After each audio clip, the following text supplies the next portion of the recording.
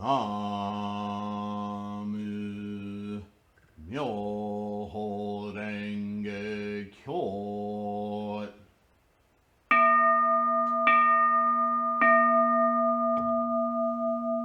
Namu Myoho Renge Kyo.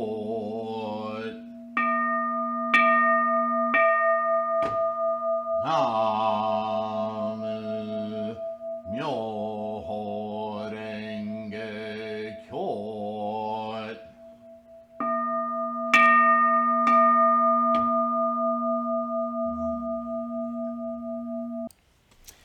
Well, that was fun. Namu Myoho Renge Kyo. Yeah, the sparkler analogy. Is that what I'll call it? The spark analogy? Maybe the spark analogy. Let's continue. Chapter 2, still in the Lankavatara Sutra. Then, at that time, the emancipated one recited these verses. The world, as we see it, exists not. Pluralities of things rise from the mind being seen externally. Body, property, and abode are manifested to us as of the Alaya Vijnana. So, this dialogue of the Lankavatara is speaking from, and just that line right there, line 125, of course, according to this, is from the perspective of a human being. So from a mind that emerges from a specific apparatus, Bob, June, Sylvain, Antwerp, whatever, everything that mind experiences as phenomena is a construct of the karmic freight train from which that mind emerges. Right? Remember the karmic freight train? It's all of the little energetic components of matter, mass, cells, DNA, blood, all of it coming together, this massive freight train of energies that each and every one portion, every energy within an atom having its own tendencies and conditions, amalgamate into this momentum of energies through time-space, labeled Alfred or Frank or June or Beelzebub, whatever you want to call it, personages of energy. That's what we are. And from that place, everything we experience, according to that statement, is of our originally abiding karmic energies through time, moment to moment to moment. The leaders, I continue here, the leaders talk about the Sita, Manas, Manovijnana, the triple Svabhava, the 5 Dharmas, the twofold egolessness, and purification. Long and short, etc., exist mutually bound up. When existence is asserted, there is non-existence. And where non-existence is asserted, there is existence. Right? This is something I've said before. The moment you discriminate something, then you also discriminate what that thing is not, including that thing. In common parlance, we talk about the glass being half full or half empty. It's really the only thing that shifts about that is attitude. How do you perceive? What is your experience of the liquid in the glass or the solid in the glass? Is it half full or is it half empty? And then the clever amongst you would say, well, it's neither. It's just a vessel capable of containing many different things, and it is always full. Even when it's has no liquid in it, it has all sorts of atoms, molecules of air, nitrogen, so on and so forth. So the glass is always full, right? Analyzed down to atoms, there is indeed no form to be discriminated as such. What can be established is the truth of mind only. How do you experience? Which is not believed by those who cherish erroneous views. No, that glass is half empty. No, that glass is half full. Well, whatever. It's still a glass, but it's always full. No, that's stupid, because I have to have concreteness in my life. Well, it is concrete. It is full. In fact, it's not even a vessel, if you think about it. It's just a different form of atoms suspended in a different set of atoms. It's just something. And identifying it as a glass means that it's not glass. In fact, the glass is in something. So is that something full?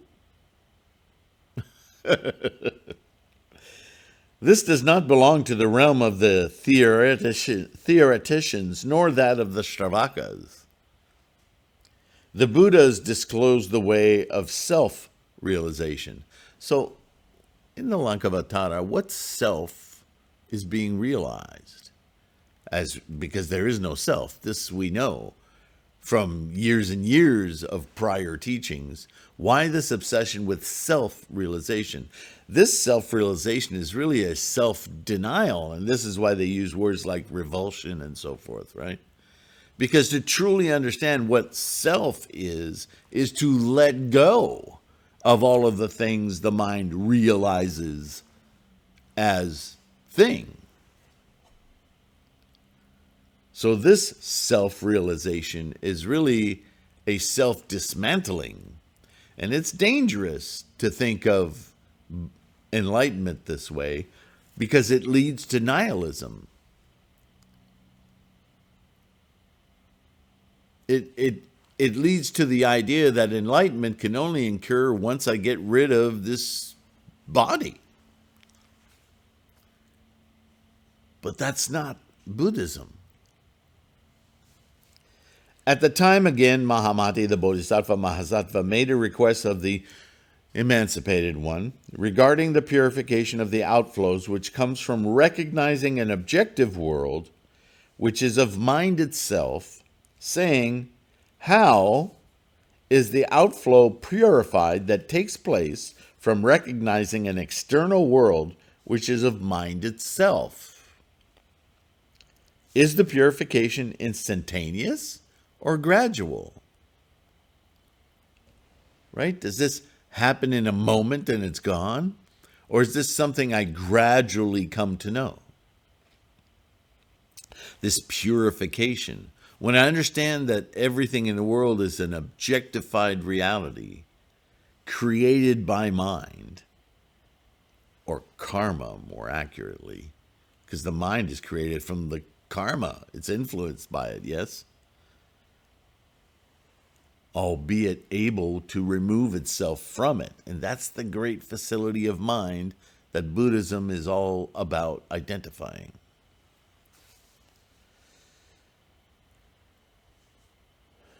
Replied the emancipated one, the outflow that takes place from recognizing an external world which is of mind itself is gradually purified and not instantaneously. It's going to take time to reorganize and train your relationships with thingifying so that you can actually stop the outflows being your energy expenditure of possessing. Yeah? Mahamati, it is like the amara fruit which ripens gradually and not instantaneously. In the same way, Mahamati, the purification of beings here's as a footnote, abbreviated from the outflowing that takes place in beings when they recognize an external world as real, which is of mind itself. Boy, there's a word salad. I don't like that one. Anyway, is gradual and non-instantaneous. Mahamati, it is like the potter making pots, which is done gradually and not instantaneously. In the same way, Mahamati, the purification of beings by the Tathagata, the enlightenment itself, is gradual and not instantaneous. Mahamati, it is like grass, shrubs, herbs, and trees that grows up gradually from the earth and not instantaneously. In the same way, Mahamati, the purification by the Tathagata of being is gradual and not instantaneous. Mahamati, it is like the mastery of comedy, dancing, singing, music, lute playing, writing, and other arts, which is gained gradually and not instantaneously. In the same way, Mahamati, the purification by the Tathagata of all being is gradual and not instantaneous. So that's interesting. In the Lotus Sutra, we discovered that we can instantaneously, perfectly engage in our Buddha-ness. But at the same time, because we are samsaric beings, it takes a great deal of time to integrate that experience moment to moment and extend it into our samsaric life.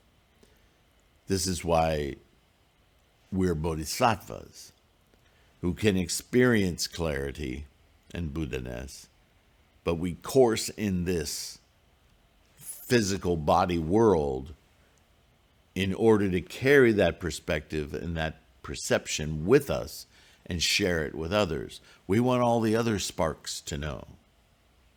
I just transgressed from one video to another. Hopefully you watched the sparks analogy and you know what that meant.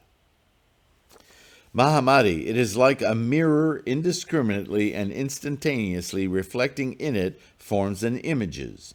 In the same way, Mahamati, the purification by the Tathagata of all beings is instantaneous, who makes them free from discrimination and leads them to the state of imagelessness.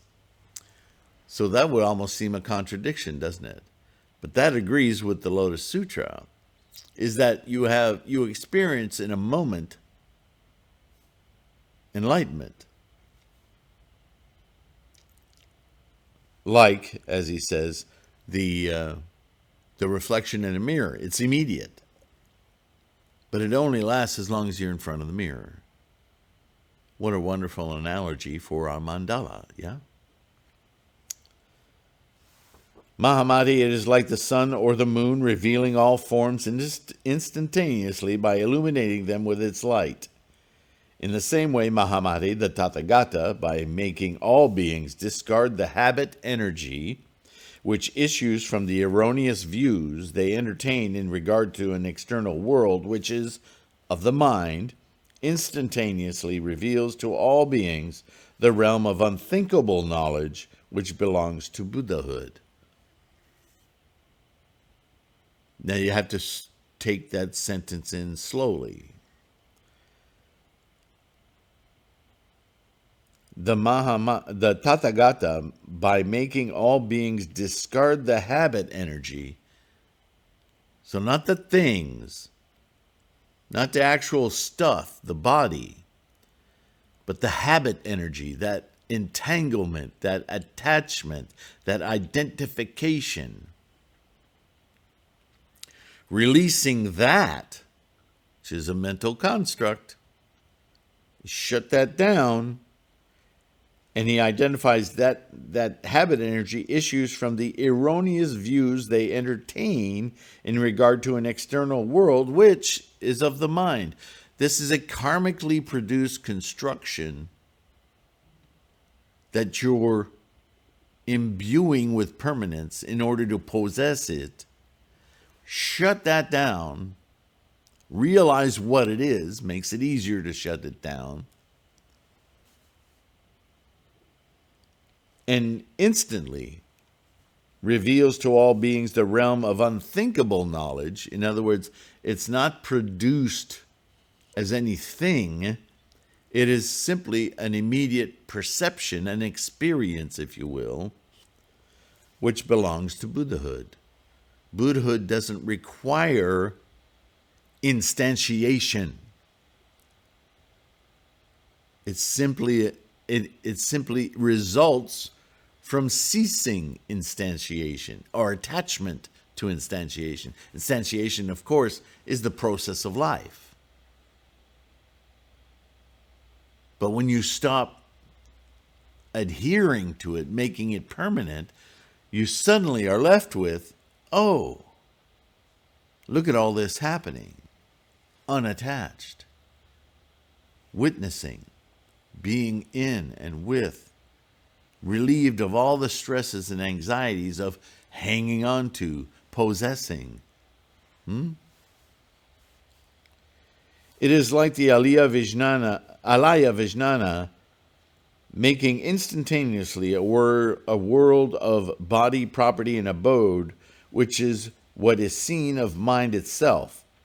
In the same way, Mahamati, now see, there's that word salad and the problematic of the Alaya as the end-all be-all. To be a world of body, property, and abode, which is what is seen of mind itself. So by saying mind itself, it's trying to distinguish that process of perception from the mind only, which is the progenitor, the creator of the false world. It's trying to dissect the properties of mind, right? In the same way that Nishyanda Buddha, instantaneously maturing the mentality of beings, places them in the palatial abode of the Akanishta mansion, where they will become practicers of various spiritual exercises. Mahamati, it is like the Dharmata Buddha, shining forth instantaneously with the rays that issue from the Nishyanda Nirmana Buddha. In the same way, Mahamati, the noble truth of self-realization instantaneously shines out when the false, dualistic views of existence and non-existence are discarded. Now, that whole last paragraph, I don't care if you didn't hear it, because that was major word salad. There is, in that, the limited understanding that is the Lankavatara. It is Mahayana. It is very well on the way to Lotus Sutra, but it's kind of stumbling. And yet there's moments of very beautiful clarity. How much of that is translation and how much of it is endemic of a stepping stone teaching, not prepared to distinguish. Doesn't really matter. We get the gist, yes? And yet again, Mahamati, what the Dharmata Nishyanda Buddha, that is the Buddha that flows out of the absolute Dharma, teaches is that all things are comprehensible under the aspects of individuality and generality, for they are bound up with causes and conditions of habit energy, which is accumulated by not recognizing an external world as of mind itself. So again, describing within the human experience, samsara, the Alaya consciousness, this whole drama of identification,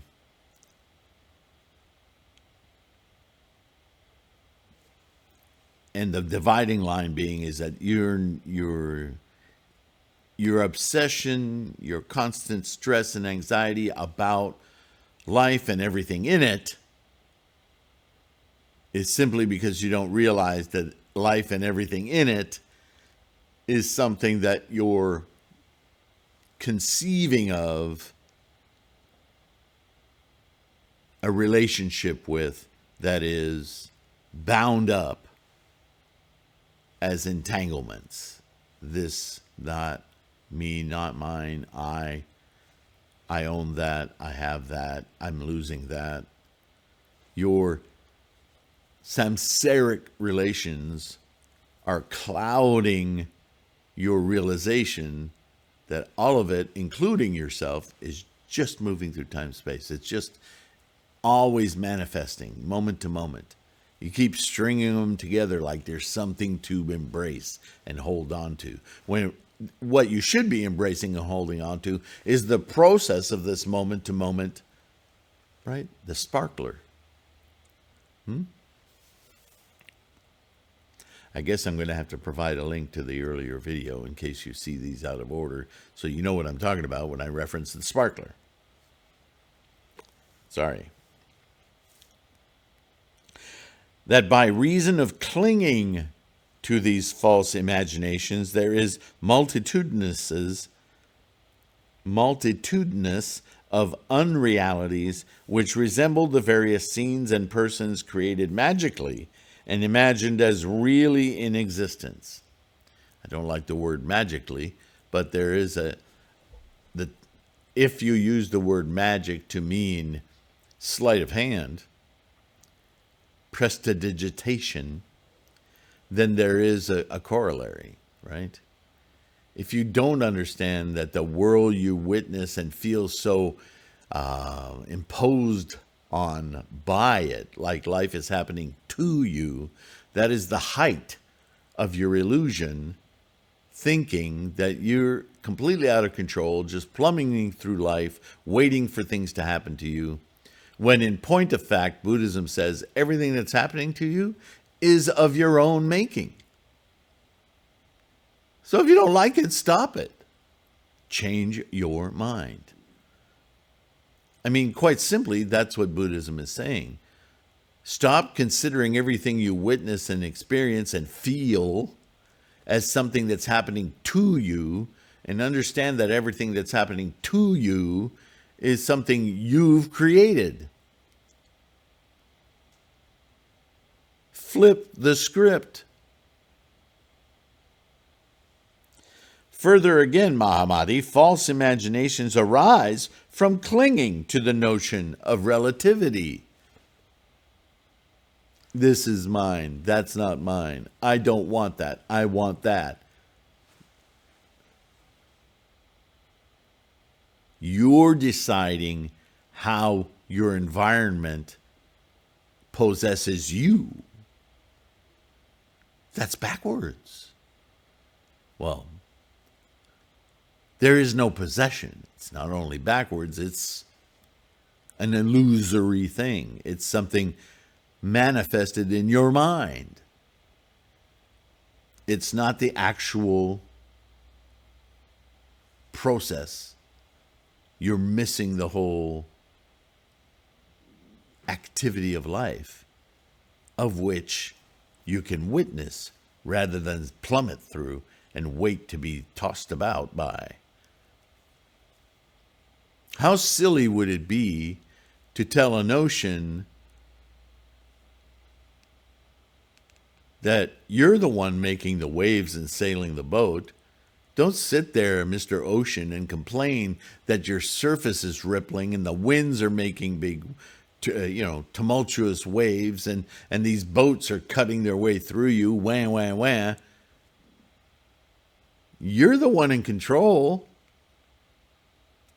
What?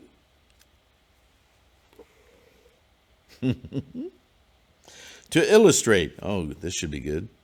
When the magician depending upon grass, wood, shrubs, and creepers, whatever those are, exercises his art, all beings and forms take shape.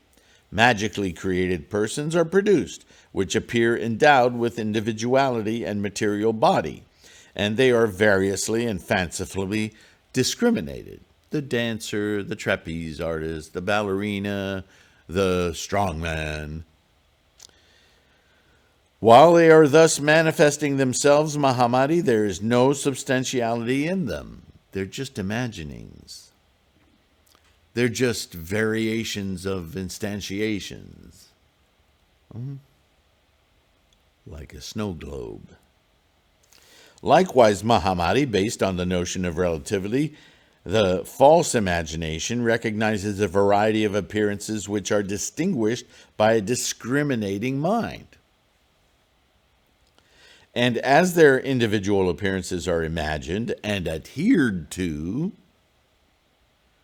there is a habit energy. And Mahamati, so long as the fancying goes on, we have here all that is needed to constitute the self-nature of the false imagination.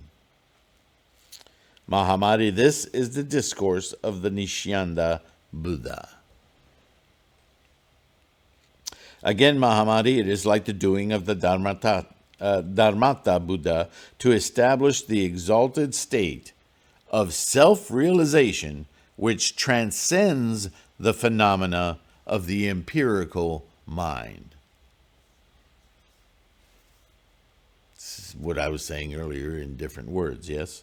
Again, Mahamati, it is the doing, again, Mahamati, what the Nirmata, or Nirmita Nirmana Buddha, or Buddha of transformation, establishes concerns such matters as charity, morality, meditation, tranquilization, various forms of transcendental knowledge and of understanding, the skandhas, dhatus, ayatanas, emancipation, the vijnanas, and the ways in which they function, the forms which they take, their distinctions and their performances. The Buddha discloses against the philosophical views that which surpasses forms. So this is another way of saying the same thing, and I've mentioned this before. We samsarically mentally operate in an illusory perception of forms. We thingify, right? Whereas Buddha exists outside of form. Again, Mahamati, the Dharmata Buddha, is unconditioned, free from conditions, no tendencies or conditions, has nothing to do with all doings, senses, and measurements, and does not belong to the world of the ignorant, Shravakas, Pratyaga Buddhas, and philosophers who are always clinging to the notion of an ego. This is something I've said many, many times outside of these Lankavatara discussions, right? The limitations of early Buddhism is that everything is learned or gained. There are gains, but they're all in relation to a self, an ego. This is why it's problematic to read in the Lanka this self-realization, because it hasn't quite found the verbiage to move away, even though intellectually it has, from. And this is why the word arhat is still used in the Lanka, or at least by this translation, and it's incorrect. But we know better because we're Lotus Sutra Buddhists, so don't want to fault the Lankavatara, just identifying it as a step along the way, yes? For this reason, Mahamati, you should discipline yourself in the excellent and exalted way leading to self-realization. You should keep yourself away from the views that recognize the reality of an external world apart from the mind itself. So understand that your life, Mahamati, is a great dilemma of choosing. That what normally everyday people, ignorant people, Shravakas, Pratyaga Buddhas, even Arhats, choose to understand their habit energy of clinging to everything in the world as something they personally need to annihilate. That when they let go their attachments, their relations, their entanglements with the phenomenal world, which they understand as being created by their mind, they have achieved enlightenment. But that enlightenment comes as a self-actualization. I'm trying to use a different word, but this is the problem of this language here. Because what needs to happen, what actually is trying to be discussed in the Lankavatara, is that whole kit and caboodle, and he just said it, is of the ego. So when they use the word self-realization, they really don't mean that. They mean a realization that severs you from the self. A self-distinguishing separatedness. And I think the only reason they're using this language still, although it's incorrect, is because they want to avoid the idea of self-annihilation, the nihilist tendency. But you see, it's very slippery. And that's because they don't include Buddha as part of the mind of samsara. They're relying on the Alaya as their fruit of discovery. What they need to understand is the Alaya, yes, absolutely, but that Buddhahood stands outside of the Alaya. It is the Mamala, the ninth consciousness, but they're not there yet. So they're still struggling. You see why this, without that knowledge, without being a Lotus Sutra Buddhist, this would be very confusing and very difficult to reason with, yeah? Okay, we're going to continue. This is pretty dense stuff, so I don't mind taking my time here. Since I did another video today, my mouth is dry and my mind is tired. We're going to stop here. I'm going to remind you of how much I appreciate your listening, watching, downloading the audio podcasts, if those are helpful for you. Your practice, amazing. The patronage, awesome. Please consider subscribing. It helps promote this channel so more people can join our Sangha. In the meantime, take care of your health, be kind to yourself, keep your practice strong, and I'll see you in the next one, okay? Thanks so much for being here. Bye for now.